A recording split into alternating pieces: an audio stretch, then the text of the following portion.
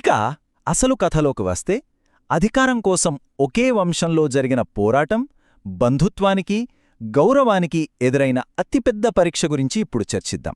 ఈ అపారమైన కావ్యంలో ప్రధానమైన కథ అంతా ఒక భయంకరమైన కుటుంబ కలహం చుట్టూ తిరుగుతోంది. హస్తినాపుర సింహాసనం కోసం కురువంశంలో రేగిన చిచ్చు ఇది. ఇక్కడ అత్యంత ఆసక్తికరమైన విషయమేంటంటే ఒకే వంశంలోని 2 శాఖల మధ్య జరిగిన పోరిది.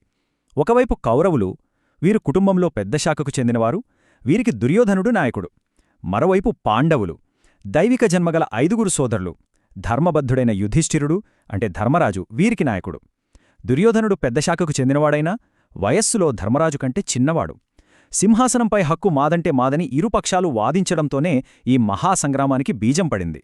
మొత్తం మహాభారతాన్నే 18 పర్వాలుగా అంటే పుస్తకాలు లేదా భాగాలుగా విభజించారు. ఉద్రిక్తత ఏ స్థాయిలో పెరిగిందో అర్థం చేసుకోవడానికి ఇక్కడొక 3 కీలకమైన పర్వాలను చూద్దాం. మొదటిది ఆది పర్వం. ఇది కురు రాకుమారుల జననం, వారి మూలాలను వివరిస్తుంది. మూడవది వనపర్వం. పాండవులు ఎదుర్కొన్న అత్యంత కఠినమైన 12 ఏళ్ల అరణ్యవాసానిది కళ్లకు కడుతుంది. ఇక 6వది అత్యంత ముఖ్యమైనది భీష్మపర్వం. ఇక్కడే మహాసంగ్రామం మొదలవుతుంది. అలాగే ప్రపంచ ప్రసిద్ధి చెందిన భగవద్గీత బోధనలు కూడా ఇక్కడే మనకు కనిపిస్తాయి.